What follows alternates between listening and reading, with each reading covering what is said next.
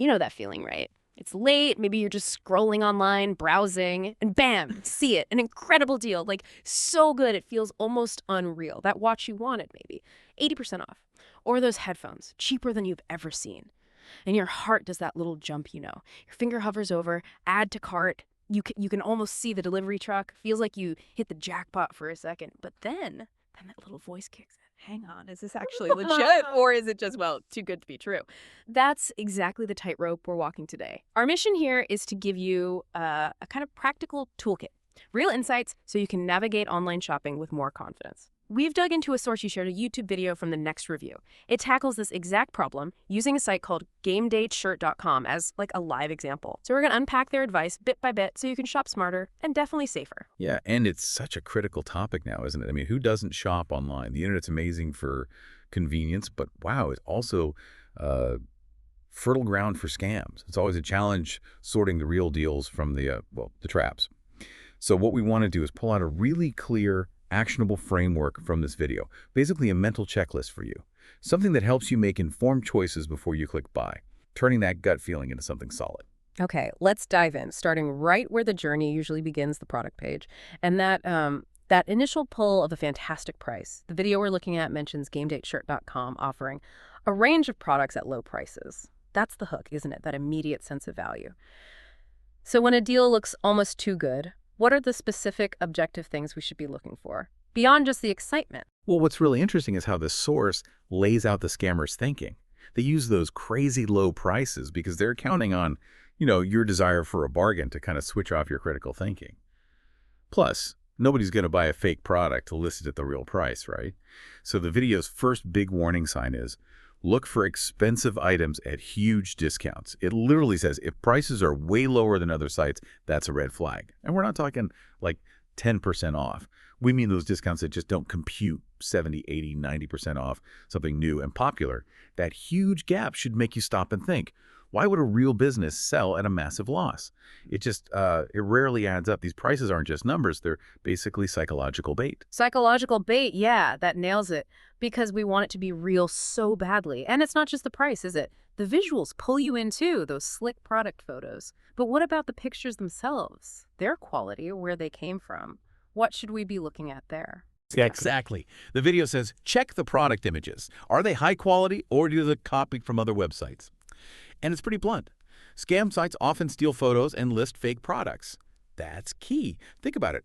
A legit business puts effort and money into good photos. They want to show their product accurately, maybe different angles, close-ups. It's part of their brand. A scam site, they're cutting corners. They'll just, grab images from Google or the real brand site. You might see weird inconsistencies, different lighting, maybe even watermarks left on, different backgrounds for similar items. It just screams lack of effort. Or worse, not our product. They're selling you an idea using someone else's pictures. Oh yeah, I've definitely seen that. The photo looks perfect, maybe too perfect, and then you notice something's just off. So these first checks, the price and the pictures, they're really your first line of defense. Price seems impossible. Images look generic or stolen. That's your cue to slow right down and start digging deeper. Don't let that first rush of, wow, what a deal, cloud your judgment. Okay, so those first visual flags make you pause. The next step then is to look beyond the product itself. What's the store telling you, or maybe what isn't it telling you about who they actually are? Transparency, right?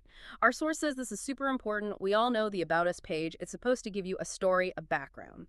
So what should a legitimate store have on that page? What are the essential bits? Right, that About Us page can be incredibly revealing. Either it builds trust or it waves massive red flags. The video is super clear. A legit store shares real business details like a company name, a physical address, and how long they've been around. These aren't just nice-to-haves, they're fundamental. A real business usually wants you to know who they are, where they are. Scam sites, often you just get vague stuff. Lots of buzzwords like passion for quality, customer first, but zero actual facts. Yeah. No real people named, no traceable address, sometimes not even a proper company name. It's all about staying hidden, avoiding accountability. It's pure facade. And following on from that, if you need help, got a question, got a problem, you need to reach them. What does this deep dive say about trustworthy contact info? It's not just having a contact page, is it? What needs to be on it? Yeah, the video really stresses needing a working phone number, a business email, not just Gmail or Yahoo. And here's a really practical tip it gives. Try to verify their address on Google Maps. Mm. Think about why that matters. A real business usually has a professional email, like support@theirbrand.com. They'll have a phone number that, actually works and connects you to someone, or at least a professional setup. And an address that, when you look it up on Google Maps, is actually a business location, not like an empty lot or a house. If you see a free email address like Gmail, big warning sign, address doesn't check out on maps, huge alarm bell. It really comes down to transparency again. It's about trust and accountability. If they make themselves hard to find, well, there's usually a reason. They don't want you to be able to find them when things go wrong. Exactly, accountability. It's striking how that lack of transparency isn't accidental, it's baked into their plan. Because if you can't find them, you can't complain effectively, right? Pretty much. Yeah. Makes it much easier for them to just disappear. Which is obviously a massive problem for you if you've already paid. Okay, let's shift gears slightly. Another vital piece of this. External proof. The wisdom of the crowd, maybe. Because what a site says about itself is one thing, but what are other people, real customers, saying? What does the video suggest about checking reviews? Because let's be honest, anyone can paste glowing testimonials on their own website. That doesn't mean much. You're absolutely right. And the source nails this. It warns straight up, don't rely on their website for reviews. That's rule number 1.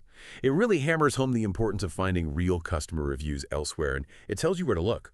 Search Google, Trustpilot, or SiteJabber.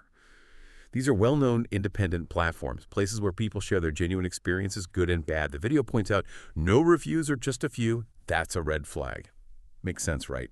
A real business, operating for a while, serving actual customers, should have some kind of footprint on these sites. It might not all be perfect whose is, but there should be a history, if there's nothing. Or only like 5 suspiciously perfect reviews. That's dodgy. It could mean the site is brand new, maybe suppressing bad reviews, or maybe it's just .fake. These independent sites give you that crucial, unbiased viewpoint. That's such a solid piece of advice. Never just trust the reviews they show you. Go looking elsewhere. I mean, it's obvious when you think about it. If they're hiding something, they won't put it front and center. So, okay, check the price, the images, the about us, the independent reviews. Is there anything else?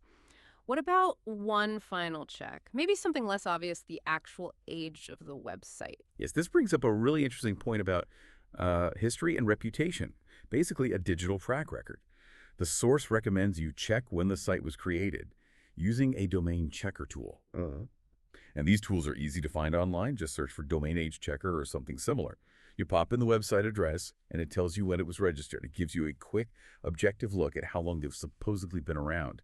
And the video gives a really specific warning, kind of wrapping up its GamedayTshirt.com analysis.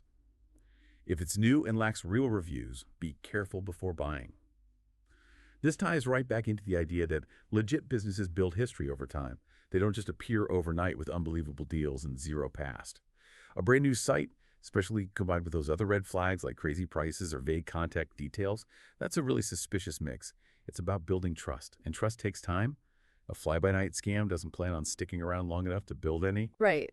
So pulling all this together, what does it really mean for you listening right now? It means you've got this powerful checklist, like a detective's kit for online shopping. We're talking prices that seem way too low, images that look copied or maybe inconsistent, an About Us page that's all fluff and no facts, contact info that's unprofessional or doesn't lead anywhere real, a serious lack of independent reviews on sites like Trustpilot, and finally a website that seems suspiciously new, like it just popped up yesterday.